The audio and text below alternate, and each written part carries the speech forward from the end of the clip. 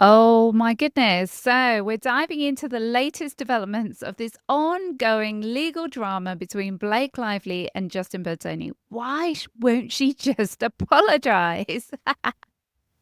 Obviously, all of us have looked at this leaked footage from Baldoni's legal team. Blake Lively's legal team is saying that the released It Ends With Us footage, that every frame corroborates her claims. Okay, so let's look at this. Obviously, we can all see what's actually happening or what was stated in her claims, and we can also see that they are both actors. We all know that they're actors and they're playing a role. But to truly understand what's actually happening here, we have to look at patterns of behavior. And one of the things I think can answer some of this baffling and mind-blowing response is an account shared by Jamie Lee Lardner, a media expert. For the full story, you can check her out on TikTok and I think Instagram. But Jamie recalls working as an intern in the early days when Blake Lively's career was just starting, long before she was famous. And Jamie claims that she was falsely accused of treating Blake like a fan, which at the time she didn't even know Blake was who she was. And this happened in a room full of people, similar to what's happening now. And we can see the footage. Yet Blake's version of the story was believed because she said so. And it's interesting that Blake's team also, in the response to Justin Baldoni's case, Blake Lively's lawyers condemned it as though it was more attacks from Justin Baldoni's team, that he's not allowed to protect himself and that it is not a he said, she said. Blake thinks it's only allowed for her to say what she says, but no one should say anything back. And if they do, they are attacking her. So why is Jamie's account so important, I think, in this? If you imagine that she's new in this industry and no one knows her, she's not getting the attention she wants, then she accuses someone of giving her the attention. It's like she's creating an illusion, a perception of being bigger and more important than she really is, so she can get what she wants. And everyone believes her. She doesn't have to get into the he said, she said scenario. And if you look at the footage, you can see Justin Baldoni many, many times. He's acting and then he'll say cut and he comes out of character, or he's still directing.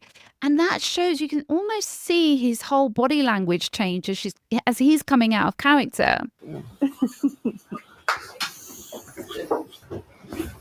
And then let's just do one almost like super close. Yeah. Can you guys frame up on the Sebastian on you? Yeah.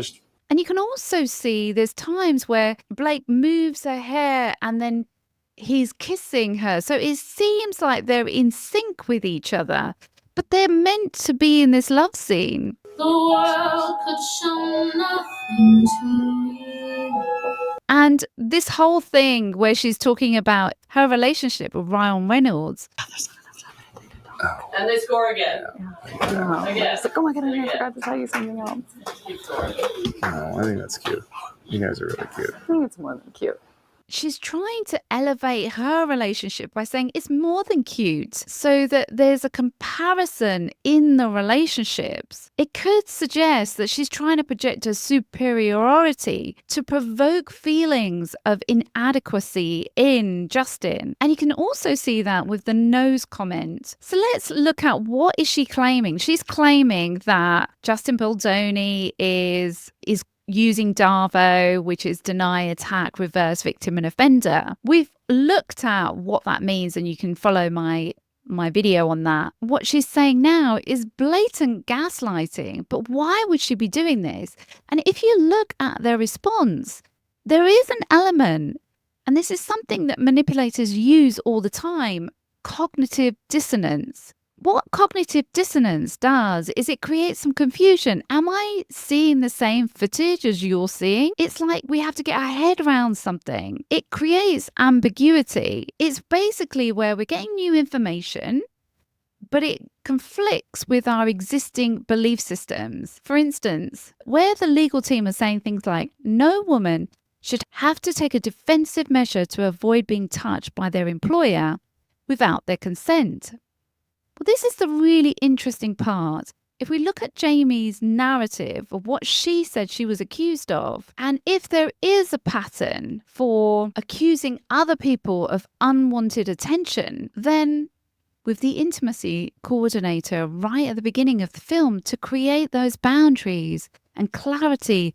of what is unwanted and what is okay. If you haven't created those boundaries, it creates this illusion of having unwanted attention and then being able to use it as a power move at a later stage. But interestingly, you can see they're really trying to create cognitive dissonance by trying to engage with other women by saying any woman who has been inappropriately touched in a workplace will recognize this.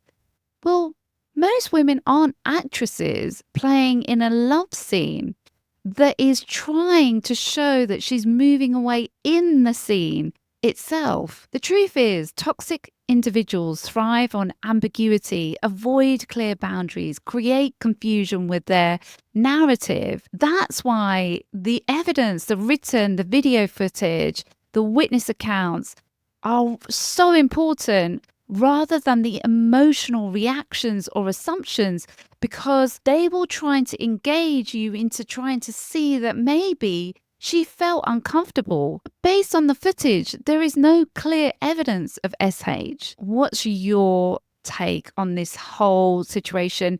And don't you just wish she would just apologize and make it stop for herself?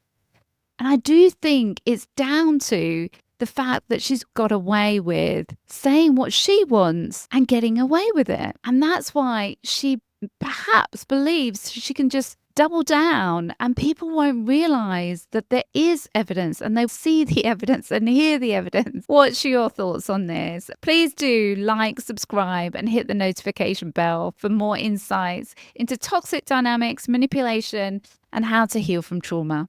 Thanks for watching. I'll see you in the next video.